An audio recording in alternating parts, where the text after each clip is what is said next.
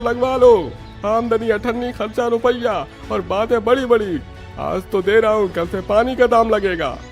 रामू काका गुस्से में कमला को आधा घड़ा पानी देकर भगा देते हैं।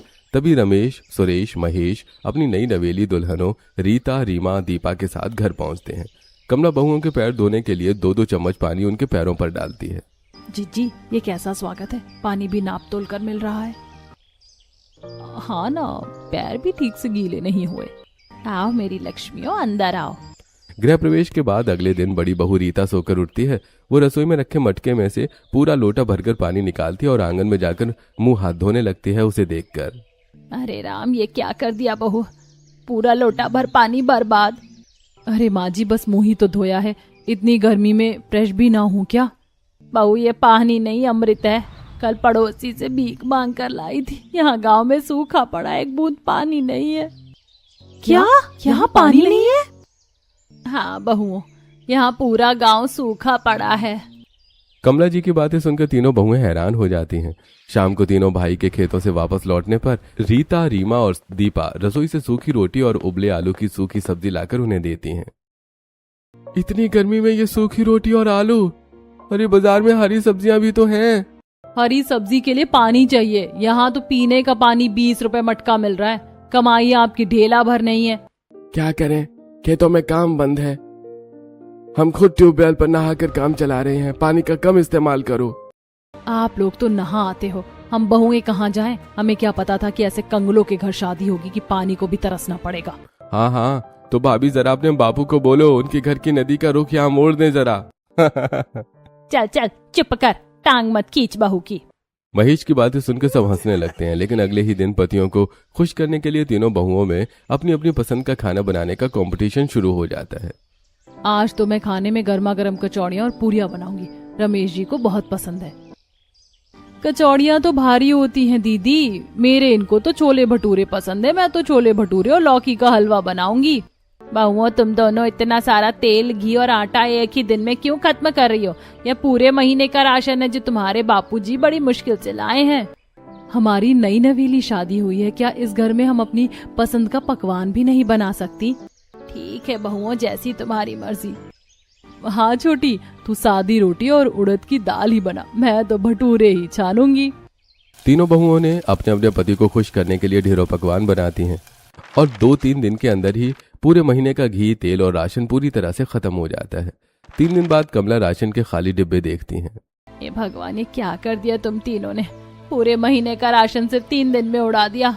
अब घर में खाने को सिर्फ आटा बचा है।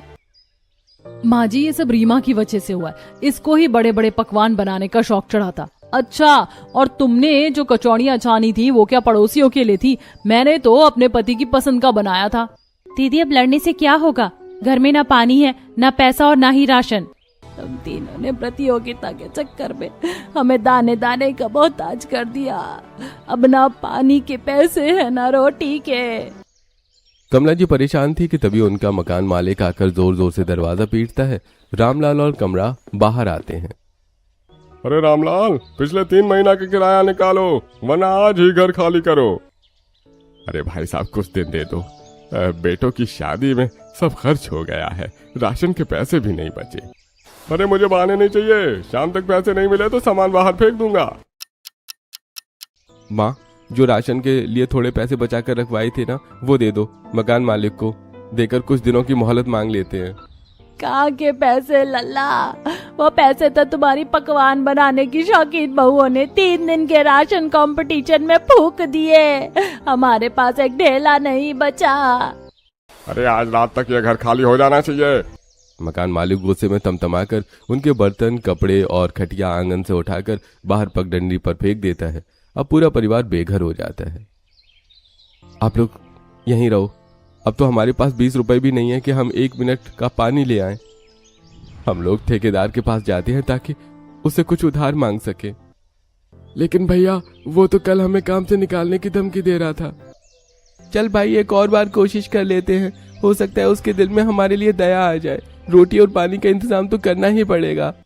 सुरेश और महेश उधारी मांगने ठेकेदार के पास जाते हैं। लेकिन मालिक, अगर थोड़े से पैसे उधार मिल जाते तो भगवान आपका भला करेगा। घर में ना रोटी है और ना ही पानी। अरे तो मैं तुम लोगों को पालने का ठेका लिया है, हैं? वैसे भी खेतों में अब काम नहीं बचा, तुम लोग भागो यहाँ से। ठेकेदार उन्हें काम से निकाल देता है और तीनों भाई भटकते भटकते एक अनजान पहाड़ी की तरफ चले जाते हैं, जहां उन्हें एक साफ पानी की नदी दिखाई देती है। अरे सुरेश, महेश, वो देखो सामने, क्या मेरी आंखें धोखा खा रही हैं? अरे नहीं भैया, वो पानी है, बहुत सारा पानी, पूरी की पूरी नदी बह रही है।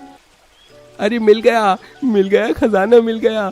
अब हमारा परिवार पानी के बिना नहीं मरेगा। तीनों भाई भागकर सीधे नदी में कूद जाते हैं, डुबकी लगाते हैं, एक दूसरे पर पानी फेंकते हैं और किनारे पर गुलाटियां मारते हुए खूब डांस करते हैं। वहीं उनका परिवार रास्ते की पगडंडी पर पेड़ की छांव के नीचे बैठा होता है। तीनों भाई खुशी से झूमते और गुनगुनाते हुए वापस लौटते हैं, उन्हें इतना खुश देखकर। अरे ऐसे उछलते कूदते हुए आ रहे हो जैसे कोई बहुत बड़ी कमाई करके लौटे हो। लाओ निकालो कितने पैसे कमाए। अरे भाग्यवान, पैसों की ऐसी तैसी, हमें नदी मिल गई है। नदी पहाड़ी के पीछे, पानी की नदी। क्या कहा लल्ला? नदी मिल गई तुझे? साफ पानी की नदी? हाँ अम्मा, बहुत ठंडा और मीठा पानी है, चारों तरफ खेतों जैसी हरियाली है।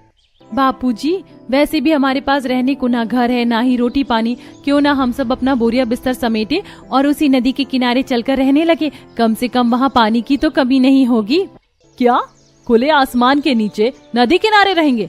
लेकिन कोई आंधी तूफान आया तो क्या करेंगे? भाभी, इंसान बिना रोटी के कुछ दिन रह सकता है, लेकिन बिना पानी के जीना मुश्किल है। पैसों से पानी खरीदने की औकात नहीं हमारी। चलो नदी किनारे ही डेरा जमाते हैं।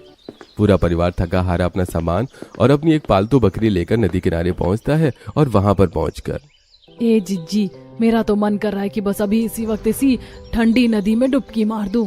हाँ ना दीदी, इतने दिन बीत गए, उस कमबख्त पानी के पैसों के चक्कर में हम मन भरकर चैन से नहा तक नहीं पाए थे। यहाँ तो जितना चाहो उतना नहाओ। क्या हो गया बहुओं, नदी देखते ही नहाने का मन कर गया? इतनी शीतल नदी देखकर तो मुर्दे में भी जान आ जाए। चलो बेटो, तुम सब पीछे हटो, बहुओं को नहाने दो। तीनों बहुएं पानी में कूद पड़ती हैं और जी भर कर नहाती हैं। नहाने के बाद वो गीले कपड़े बदलकर नदी के किनारे आती हैं और जब वो अपने राशन की पोटली खोलती हैं तो उसमें सिर्फ थोड़ा सा सादा आटा और नमक ही बचकर आया है। अब क्या कहें बहुओं, हवा से पेट नहीं भरता बहुओं, रहने को छत नहीं और पेट में चूहे कूद रहे हैं। ओ दैया, माँ जी, इस पोटली में तो सिर्फ सूखा आटा और नमक ही बचा है। हाँ ना दीदी, सिर्फ आटे की सूखी रोटियां चबाएंगे क्या? गले से नीचे भी नहीं उतरेंगी। बिना घी सब्जी के तो मेरा गला सूख जाएगा। अब जो है सो है बहुओं, सूखा आटा ही सही, कम से कम पेट की आग तो बुझेगी। नदी का साफ पानी तो मुफ्त का मिल ही गया, उसी से आटा गूंथ कर लकड़ियों पर सेक लो। ठीक है, नदी में जाकर साफ पानी ले आती हूँ ताकि रोटियां तो बन पाएंगी, पानी से रोटी निगल लेंगे। हाँ ठीक है, चल दीपा, हम तीनों इन मटकों में पानी ले आते हैं।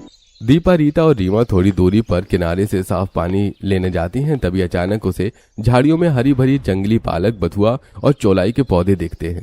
ओ दैया, रिमुरी मैया, रीमा दीदी, जरा यहाँ देखो तो सही। अरे बाप रे, यहाँ तो बथुआ, चौलाई और पालक के घने पौधे उगे हैं। अरे वाह, इन पौधों का इस्तेमाल करके तो हम बढ़िया खाना बना सकती हैं। चलो इन्हें तोड़ लेते हैं।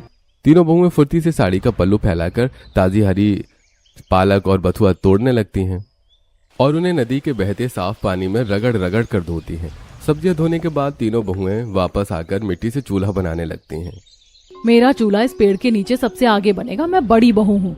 क्यों? मेरा चूल्हा नदी के ठीक सामने बनेगा ताकि ठंडी हवा आए। तुम तीनों यहाँ भी शुरू हो गई। अगर तुम लोग ऐसे ही आपस में लड़ती रहोगी तो हमारी गरीबी का मजाक उड़ेगा। अगर तुम लोग एक साथ मिलकर नहीं रह सकती तो हम कैसे गुजारा करेंगे? अरे नहीं नहीं माँ जी, आप रो मत, हम तीनों बहुएं मिल